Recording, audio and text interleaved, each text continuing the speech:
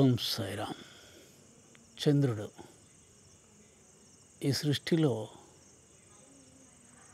పరబ్రహ్మ స్వరూపాన్ని దర్శించాలంటే మనకు రెండు అవకాశాలు. ఒకటి సూర్యుడు, రెండు చంద్రుడు. సూర్యుడు ఆత్మ యొక్క శక్తికి, ప్రకాశానికి ప్రతీకగా మనకు కనిపిస్తాడు. చంద్రుడు ఆత్మలోని ఆనందానికి, అంటే ఆత్మ ఆనంద స్వరూపం. ఆనందో బ్రహ్మ అన్న ఈ శృతులు. అంటే బ్రహ్మం యొక్క లక్షణం ఏమిటంటే ఆనందం. బ్రహ్మాన్ని చూసిన వెంటనే కలిగేది అనంతమైన ఆనందం, తట్టుకోలేని ఆనందం. నిజమైన శాశ్వతమైన ఆనందం ఎక్కడుంటుందంటే పరబ్రహ్మ సాక్షాత్కారంలో ఉంటుంది, బ్రహ్మజ్ఞానంలో ఉంటుంది. కాబట్టి బ్రహ్మజ్ఞానం పొందిన వాళ్ళు లౌకికమైనటువంటి ఎటువంటి ఆనందాలను కోరుకోకుండా బ్రహ్మానందంలోనే మునిగి తేలుతూ ఉంటారు. అది శాశ్వతం, అది అనంతం, అది అనిర్వచనీయం. ఆ విధమైనటువంటి ఆనందం మనకి ఇవ్వగలిగినవి ఈ ప్రకృతిలో ప్రత్యక్షంగా ఇంద్రియాలకు సైతం అనుభూతిని కలిగించేవి సూర్యచంద్రులు. ముఖ్యంగా చంద్రుడు. సూర్యుడు ఆత్మ యొక్క శక్తికి, ప్రకాశానికి ప్రతీక అయితే, చంద్రుడు ఆత్మ ద్వారా లభించే ఆనందానికి ప్రతీక. ముఖ్యంగా పౌర్ణమి చంద్రుడు చూడగలిగిన మనసుంటే, ఆనందించగలిసిన మనసుంటే పౌర్ణమి చంద్రులోని ఆ చల్లని కాంతుల ద్వారా బ్రహ్మానందాన్ని పొందవచ్చు. నాకు పౌర్ణమి చంద్రుని చూసినప్పుడు తెలియని ఒక గొప్ప ఆనందానికి లోనైపోయి, నేను ఇంకా ఎందుకు జీవించి ఉన్నాను, శరీరంతో ఎందుకున్నాను, అది కదా నా అసలు స్వరూపం, అది కదా నా అసలు తత్వం, ఈ శరీరం వెంటనే వదిలేసి నేను ఆ తత్వంలోకి వెళ్ళిపోవాలి అన్నంతగా తెలియని ఒక గొప్ప ఆనందం కలుగుతుంది.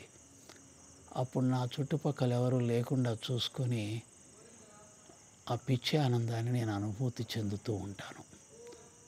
చంద్రుడు ఆత్మ అయితే ఆ మేఘాలు, మబ్బులు మనస్సు అన్నమాట. మేఘాల చాటున ఉన్న ఆత్మ, మేఘాల చాటున ఉన్న ఆ చంద్రుడు ఎలా అయితే ఎప్పుడూ పరిపూర్ణంగా ఉంటాడో,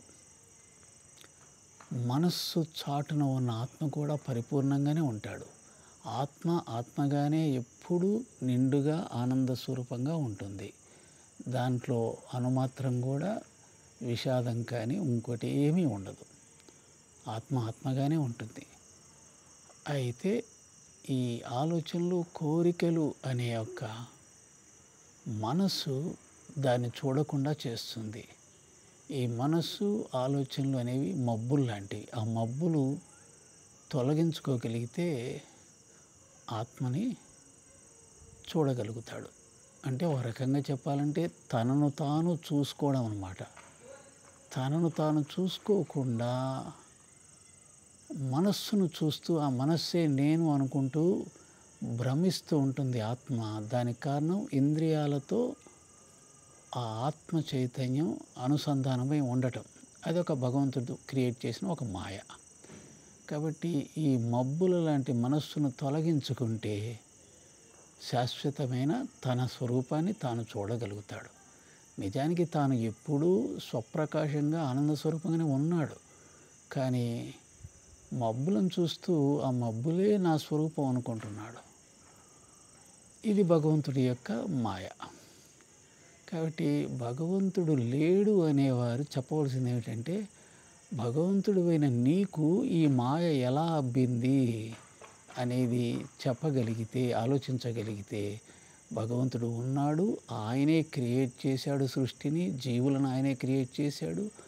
ఆయన కారణంగానే ఆత్మస్వరూపులకు కూడా మాయ కలిగింది. ఆ మాయ కారణంగానే నేను దేహం, నేను మనస్సు అనే భ్రమలో ఇరుక్కొని తనను తాను తెలుసుకునే ప్రయత్నం చేయవలసిన అగత్యం జీవుడికి వచ్చింది.